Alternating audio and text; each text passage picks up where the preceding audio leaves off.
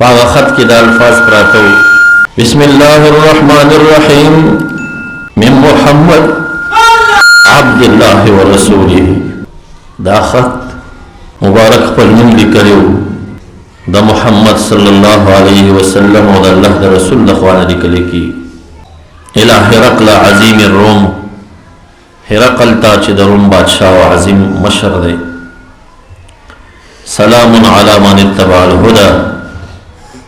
که څوک متبع د سمې لارې وي په هغه دې زموږ سلام وي. اما بعد ادعوک بدعایة الاسلام. زه درته د اسلام هغه ښکلی دعوت درکوم. اسلم تسلم. اسلام راوړه سالم به پاتې شي. یؤتیک الله اجرک مرتین. اسلام راوړه الله تعالی به تا ته دوچند اجر په هر عمل کې درکوي. څو کسان دي چې هغوی ته الله تعالی دوچند اجر ورکوي. یو هغه مزدور او غلام دی چې د الله تعالی حکم په ځای راوړي، دغه هر عبادت دوچند قبلیږي. مونږ چې کوي دوچند دی، عام خلکو نه د مونځ دوچند قبلیږي.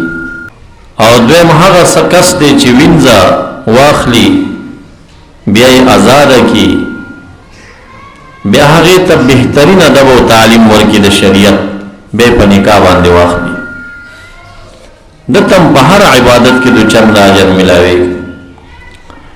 او بل هغه یهودي او عیسوي دی چې زمونږ دین ته راشي او زمونږ دین قبول کړي. یهودي عیسوي او بیا زمونږ دین قبول کړي او سوچه مسلمان ته نه جوړ شي، دته الله تعالی دوچند اجر ورکوي. نو دته په خط کې دا لیکلي چې الله تعالی به دوچند اجر درکړي، ځکه دی چې و دی عیسوي و. فإن تولیت فإن علیک اسم العریسیین.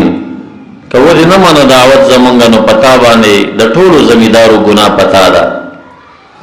دوی به زمیدار ساتلی و، ناظران به یې ساتلی و اربابانو په شان. هغه ټول به د دوی تابع او د دوی په دین به و. لکه ارباب سره چې کوم ناظر او زمیدار وي، نو هغوی که خپله څه عقیده لري، خو د ارباب زور چې پرې راشي بیا د هغه عقیده یي خپل داسې ډېر اختیارات نه لري. وَيَا أَهْلَ الْكِتَابِ تَعَالَوْا إِلَىٰ كَلِمَةٍ سَوَاءٍ بَيْنَنَا وَبَيْنَكُمْ. دا یې کلمې پکې لیکلي وو. ای اهل کتاب راشئ هغې کلمې ته چې زمونږ او ستاسو درمیان کې برابر او مستوي ده. هغه دا ده چې الله نعبد الا الله، د الله نه سوا به د بل چا عبادت نه کوو. ولا نشرک به شیئا ولا يتخذ بعضنا بعضا اربابا من دون الله. او موږ خپلو کې بعضې شریکان د الله تعالی د الله نه سوا نور خلق نه نیسو. فإن تولوا، که دوی شا کړه او دا دعوت یې ونه منه، فقولوا اشهدوا بأننا مسلمون. ابو سفیان وایي چې کله دا خط خلاص کړ، کثر عنده اللغت وارتفعت الاصوات. شور ما شور او چغې خلکو جوړې کړې، وزیران یې او فوجیان یې چغې جوړې شو. مخالفت کې خلق پاتېدل چې دا خو د ایمان راوړ او موږ دې نه مونږ دا بادشاه. شور جوړ شو.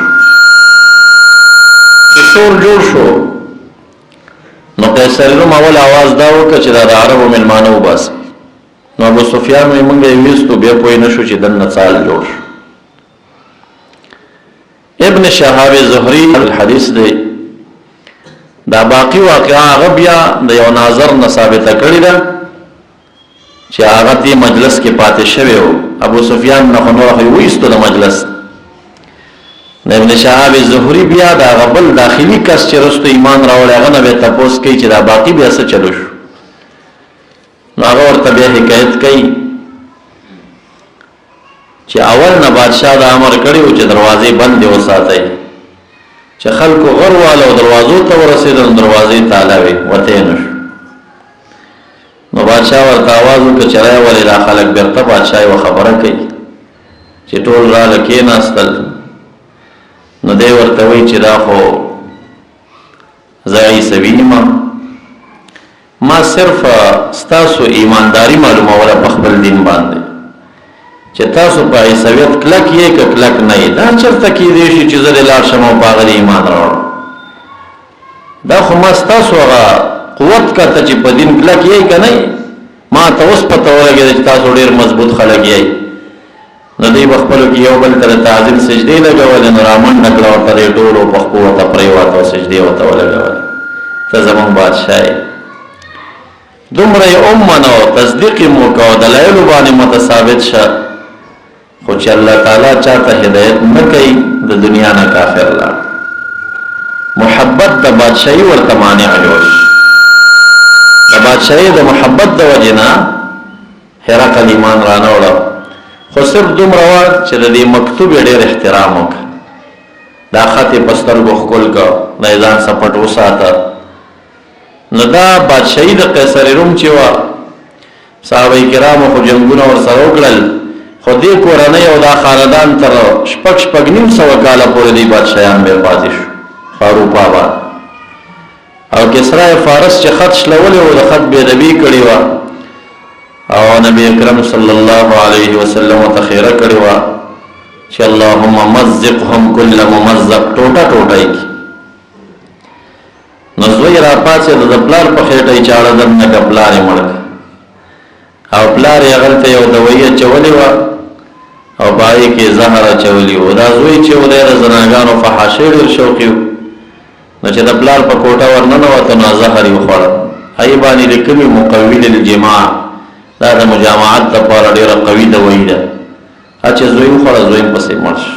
یوه لوی باچڼه شوه، د کسرای فارس باچیانې ختمې شوې ټولې، او د دې څه وخته پورې بیا باچایي په اروپا بعضې ملکونو باندې وه.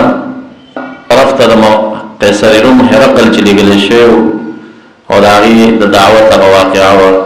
اللهم صل على سيدنا ومولانا محمد وآله وبارك وسلم وصل عليه